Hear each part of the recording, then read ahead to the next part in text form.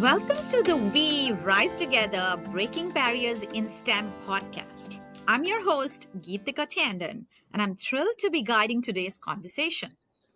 Let's explore the progress, barriers, and inspiring stories of women from around the world who are making significant contributions to STEM fields. So let's get started. Today, we're diving into the wild, wonderful, and sometimes curious world of dual career couples. Today's episode is called The Juggle is Real, Surviving the Challenges of a Dual Career Couple. Joining me today are two absolute pros at this balancing act, Jenifer Castillo Rodriguez and Francisco Carrero. Jenifer is the IEEE Region 9 Director and Head of Aircraft Parts Repair and Overhaul at Lufthansa Technik, Puerto Rico. She's also the co-founder of BrainSense. Francisco Carrero is the chair of the MOVE Puerto Rico locale and an active volunteer with the American Red Cross Puerto Rico chapter, serving on both the disaster technology and disaster assessment teams. He is also a chemical engineer with over 23 years of experience in the biopharma industry. Oh my gosh, what formidable careers.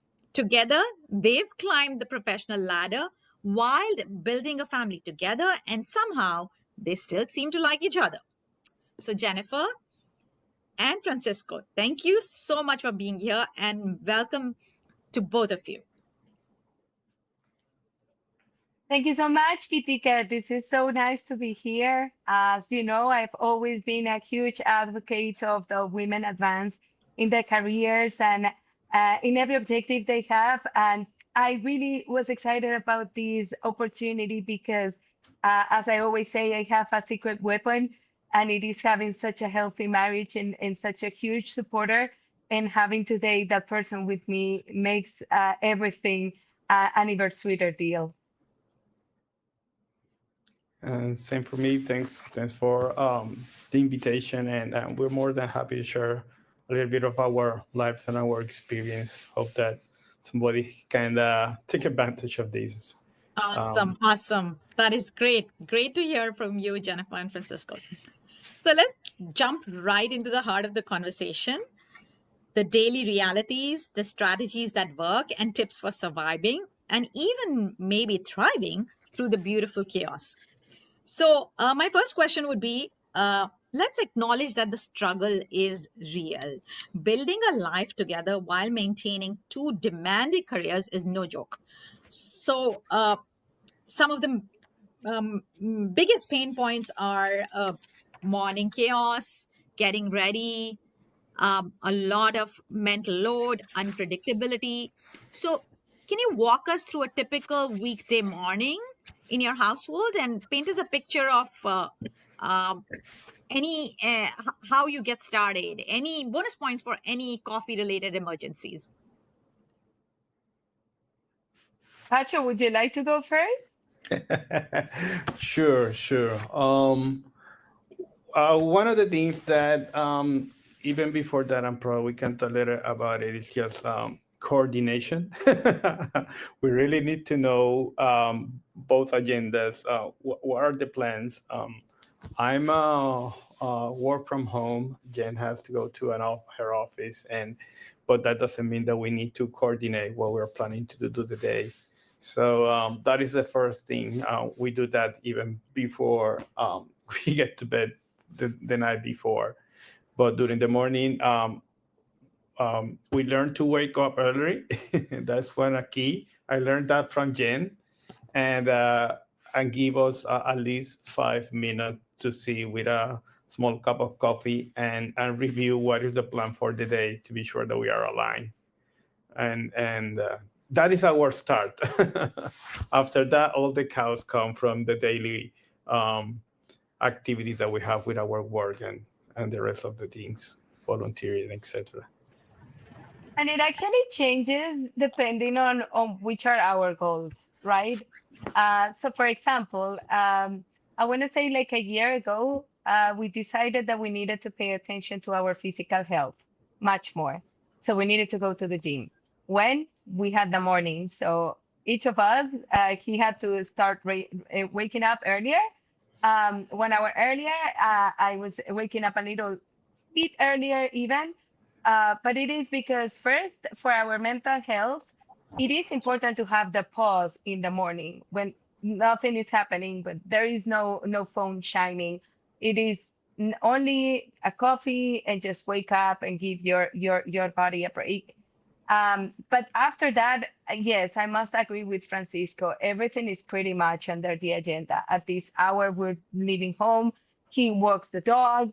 Like each of us know which is its role, and that's how we make it work, I think. Awesome. Awesome. I think you guys have a great strategy with starting the day well. And it's incredible that you both managed juggle so much before even stepping into your work. So, such great insight. Let's talk about unpredictability. We all know that even with the best laid plans, um, all of these can be derailed by a surprise fever, a canceled meeting, or sudden crisis at work or home. So, how do you both handle those curveballs when your jobs are demanding and you still have to take care of things at home? So I want to start this one because it gets to my heart. It's funny for me, not because of the unpredictability of something really tragic or something like that that can happen. And of course, that's where you realize that family goes first above anything. Work, IEEE, doesn't matter. So pretty much, I think that it's natural for people whenever really tragic happens, you just manage a way to align to that, right? And make the time and do what it has to be done. But the other thing is, it's just a silly example. Um, I am very focused, as you know, Gitika, and I have all the structure and everything, but I am very distracted. So, for example, in my work, whenever I get to the facility, I do have to have my airport badge. If I don't have it, I cannot enter, period. There is no exceptions, there is nothing. Um, and every so often, I forgot it. I forget my badge at home. So what do? He needs to help me. We meet in the middle. We do things like that. So I think that it is a thing between flexibility, and the other thing that is very important is empathy. It's understanding that the other is not trying to invade your space. It's just there are certain things that work for these people and certain others that they can drop the ball here and there. And empathy plays a big deal there. Yes, and just a quick addition to that. Be aware that our works sometimes come with surprises as well, and be understanding of that. That empathy. We work in dealing with customers, and it's important to service them. And from time to time, things happen that you just need to run away, and sometimes you have some plans or something scheduled related to our daily stuff here in the house. And well, sometimes those times they need to wait. So we understand. Maybe I was the one that planning to make dinner, but hey, I have to go out. I cannot. So we have to buy something. That kind of things, understanding that and give us that time to also deal with our work is important. Awesome. That is so good to hear. It's so easy to forget the invisible load, like you talked about, Francisco. But I love how you both share the responsibility and how you talked about empathy. I think, Jennifer, that is very, very important. It's so relatable, and evolving and being intentional is so important. So, with all this juggling, it's easy to feel like even though you both are being intentional, you both are being empathetic, there are times when you feel like you're dropping balls at work, at home, or both. So, let's talk about guilt. Do you ever wrestle with guilt? And if so, how do you keep it from turning into a full blown wrestling match?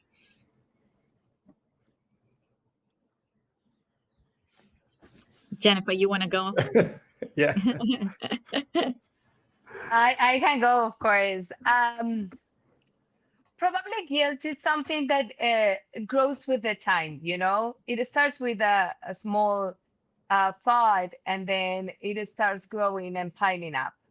So one thing that we have been very open about, and most of all in my case, I had to work a lot on managing guilt, because really sometimes I cannot accomplish everything I put on my plate, and I am very demanding with myself, very strict with myself. And on the other hand, Francisco is not always that person that will easily tell you about what is happening or what he's feeling. So what we try to do is we know each other in that way, and we know that we need to just let go and talk to each other. Communication is super key on that. Sometimes you make some videos in your head of things that are not really happening, or of loads that you are putting on the other plates, and it's not really that heavy load, and you just feel that guilt. And only communication can extend the bridge between being at peace and be with that heavy load in your heart.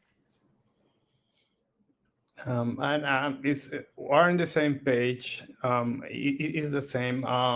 It's a very good example that it just happened a couple of days ago.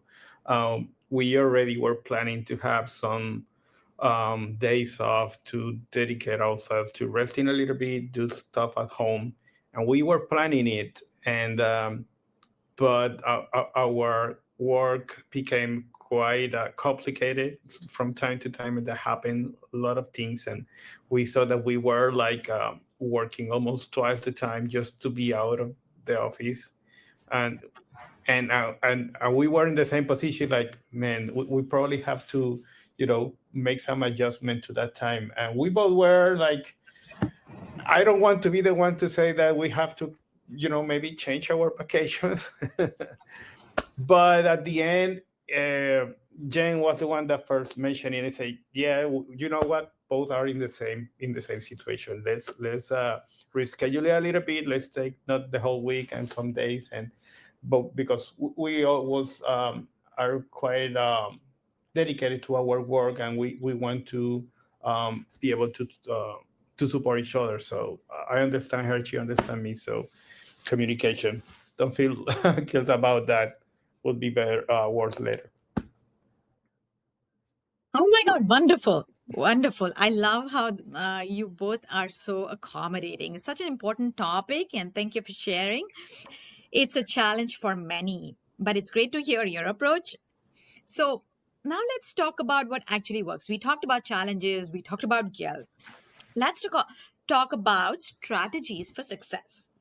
Um, First up is communication, and you already mentioned a little bit, Francisco, because if you can survive a family group chat, you can survive anything.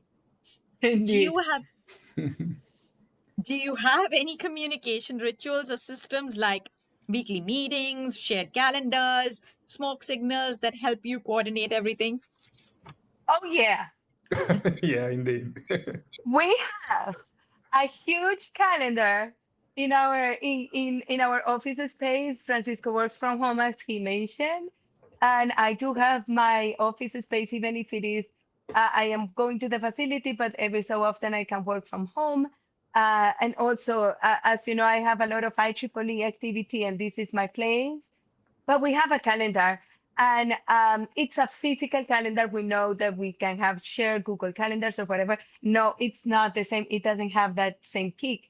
And what happens is we have colors and we have everything, and every so often, but it is not calculated. It is when but every so often it's like, okay, let's check the calendar together. When are you traveling? When am I traveling? How do we align whenever both of us are out? And even if we don't have kids, we have a dog, and we have to take care of the dog, and we have to take care of the apartment and of the plants and everything else. So we really try to make sure that we align to the calendar, but we align among each other. The other thing that we also do a lot is, okay, when is the next birthday in the family? When is the next event in the family? Because family is very important as well, beyond our own circle. And we do that, but it is very natural, Geetika. It's not really planned. It's not like weekly meetings or anything. It's very natural. We know when we have to stop and just look at the calendar and align again. And typically is when we are talking about when is our next vacation or when is our next visit to family, etc.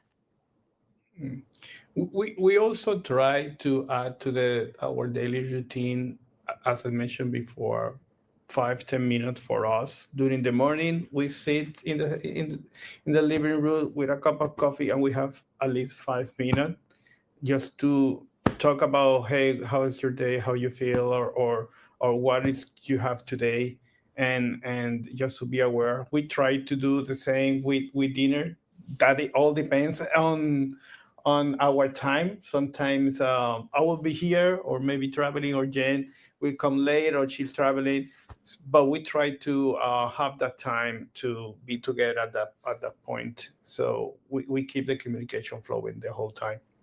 And I love that you mentioned the how are you feeling thing, because that is actually our smoke signal in the morning. We really try to see how the other one is, because we also understand that not every time each of us is going to be at its 100%. Sometimes we woke up with 50% to offer to everything. So we try to have that moment, so we know that the other one may need to put a little more effort, or even if both of us are tired or whatever, then we have to take it slow. And period. That's okay too. Awesome, awesome. I love that. And I love that you take the time in the morning to ask each other how you're doing, how you're feeling about the day. Because if you start the day right, there's nothing better than that. So, in true like technology fashion, because we are women in technology, do you use any technology to sort of keep in touch, or is mostly like calendars and sticky notes? We do have something, and it's Tripit. And we fight Yeah. a lot when one of the or the other does not update the Tripit and share the trip. And more often, it's me, the one that doesn't share the trip, and he is the one that has to be pushing. But indeed, we do have that, and it is because we are high uh, travelers. We travel a lot because of our work or IEEE. But I want to say this is a mix. I am more the sticky note person with the calendar and the agenda. Francisco also has his calendar, but he is the app person too. Every app he sees, every app he downloads. I am a little more, you know, I am millennial, but in that sense, I am a little more boomer. More But traditional, Pacho, yeah. yes, but Pacho, you can tell more. Yeah, indeed.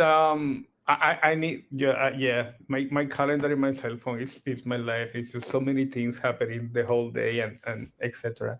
And yeah, we try to keep a track on that. As Jen said, that application that we use, that is mainly to keep track with our travelings. We use it for work and also for our personal trips.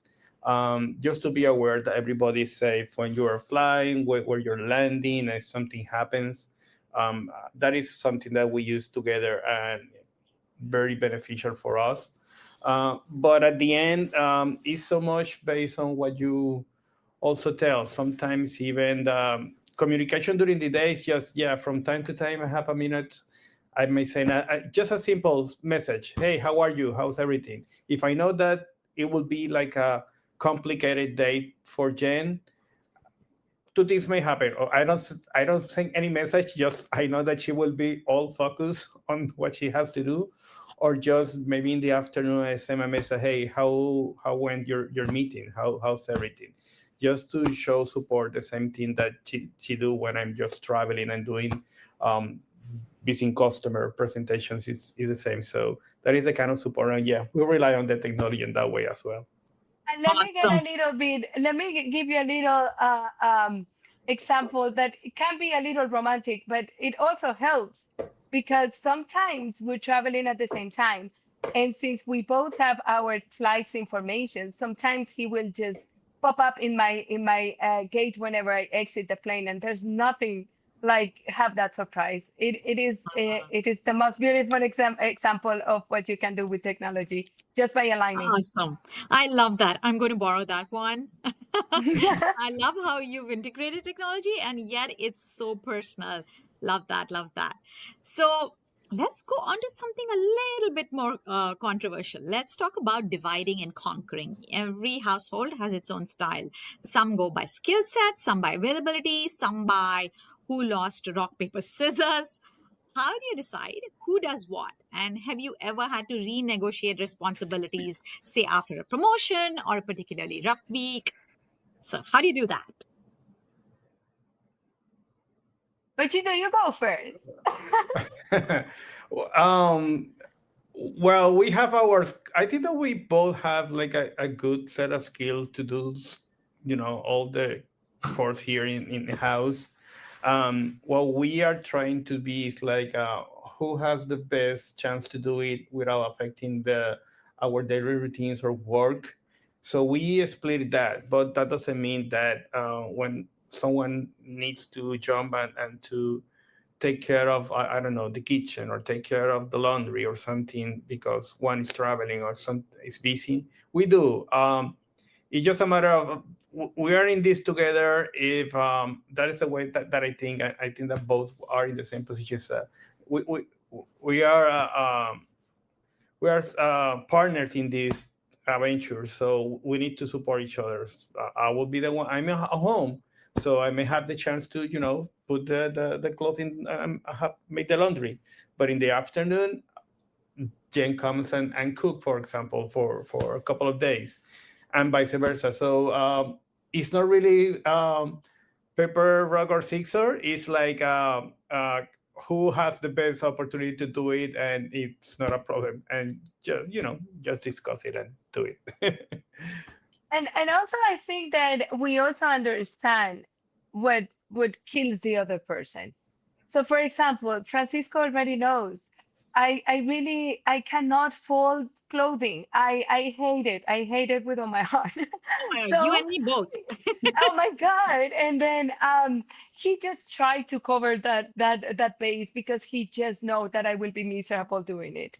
I, for example, am the one that likes to eat very clean. So I rather go and cook. Once in a while, he will surprise me with something, and it's fantastic and everything. But we know that if we want to be healthy, the best person to cook will be me. And then we already know what we have like a distribution, but it was not really agreed. It just flows by understanding what makes the other one and yourself happier, what you can actually cover due to availability, as he said, or what actually works for the full household. Now, I must say, and with all due honesty, that at some point, if there is a disagreement or something, I know I'm the bossy one, and I don't like. I don't mind saying that I am bossy because I am bossy. I am driven, and at some point I am the one that manages very well the time. So I would be the one that enters and say, okay, I propose this. How do you feel? And typically he is very adaptive as well. So it managed to not get to the point of rock paper scissors, although I think it's a fantastic way to unbreak a tie. But I think that's another piece is again, and we go back to communication, all about communication. And again, as any kind of situation where you have a partner, it's like the quid pro quo. So okay, this time you do this and I do that, and then the next time I'm the one making the call, right? It's just to be fair. Fairness Yes. is important as well. So at the end, if both are happy and rest, and everything will flow better here at home, and enjoy our time together as well. Awesome, awesome. I love the way you keep your sanity intact and still, help out Yeah. each other. That is really crucial aspect of maintaining a healthy work-life balance. So let's talk about one more thing that is important as we, especially as we grow older together, self-care and couple time. In the midst of all this, how do you recharge individually and together? And tell me if it's more exciting than folding laundry in silence. Go in. Okay. Um, I don't know. I really think that it is going to be cheesy, but I recharge very well with him. You know, he is a source of peace. So typically when I leave the office, the first thing that I do is to call him. And it is not for him to know where I am. It is because it's just easy to talk to him and do it. Now, on the other hand, I also like my self recharge. And in the morning, this is the reason why I wake up just a little earlier than him. And I want really to have that moment for me to center myself and move forward. So I think that's how we balance it. And also Francisco also has his time and also working from home. He can take a little break here and there, but he can tell you more about that for sure. Yeah, like Jen said, yeah, we really enjoy. We were able to, have learned how each one of us need their space and time. So we always also enjoy our personal time. We give it that. So even if we are at home, Jen may be sitting reading, and I'm just doing other stuff at the office or with my tools or whatever, and that is important as well. And also.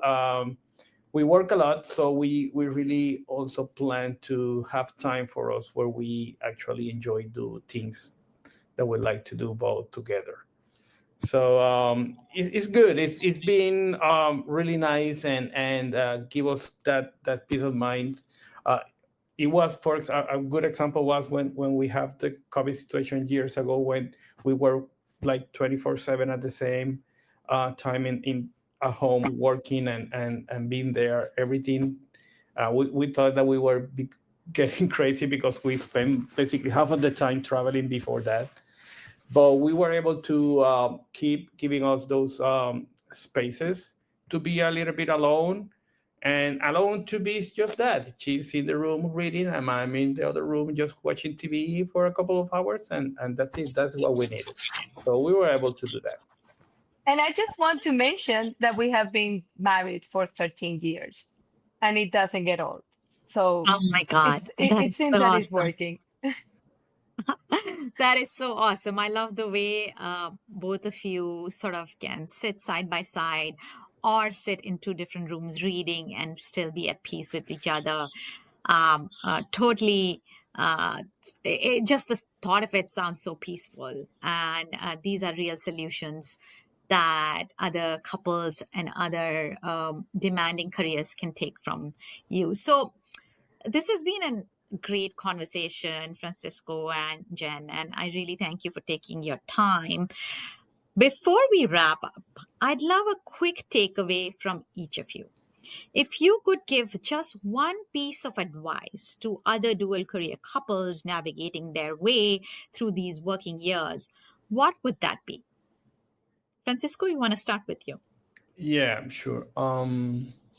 One of the important things that now in these days that everybody is running and focusing as well a lot in our professional growth and how we can do it. And remember that if you have a partner, you need to think about that you are not just growing yourself. You are bringing somebody else, and it's important to have that support. And that also means that you also need to provide the same kind of support for your partner. So it's communications is if we have and we always have the same discussions frequently. It's like what we want to achieve in our work as a professional, what we want to achieve in our volunteering in Tripoli that also require time from us, and how we can support each other in those activities. Because again, it's not that you are the one to want to grow and I just have to work for you. No, it's just a balance. So that communication, have those discussions, the same as talking about money, is important. So you also have to talk about professional growth together and how we can support each other. So that is really important. Jen? Yeah, and you actually mentioned something I was going to mention, and is you have to learn to talk about everything, whether it is money, whether it is career opportunities, whether it is you're tired, and it all goes back to, again, communication, empathy, but also there is an honest desire from each other to see the other happy, as well as ourselves happy. So when we manage to have that together, it's working well. The other thing that happens is I think it is important to have ambition and goals. I respect a lot the people that has a lot of focus in certain things. I want to be here in 5 years and there in 10 years. But one thing that I think that is working for both of us is that although we are ambitious for people and we want to grow, we don't take ourselves that serious in that regard. We don't see ourselves like risking everything just to get one goal because we have to get this goal because this is the perception of humanity on. No, we don't really care that much about that. We care about a lot of what happened from the door inside. How are we feeling in the past? How are we happy while we go through this journey? How can I help you to get wherever you want to get? But it doesn't mean that I don't get whatever I want to get. And how do we compromise and negotiate in the way?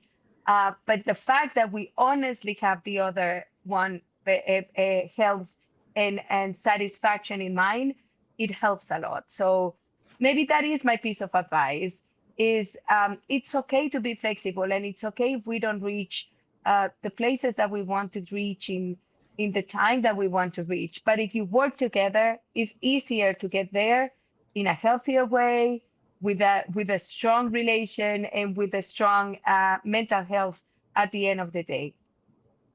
That is so beautiful, Jen. Thank you so much. And thank you both for sharing your journey and also your wisdom.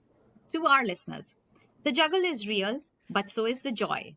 Building careers and raising a family at the same time is one of the hardest and most rewarding things you'll ever do. And if you have a story to share, we'd love to hear from you. Thank you for joining us on this episode of We Rise Together. We hope you find the stories told today both informative and inspiring. Remember, the journey towards gender equality in STEM is ongoing and every effort counts. If you enjoyed this episode, please subscribe and leave us a review. Until next time, keep exploring, keep innovating, and keep pushing the boundaries of what's possible. I'm Geetika Tandon, and this has been We Rise Together. Goodbye.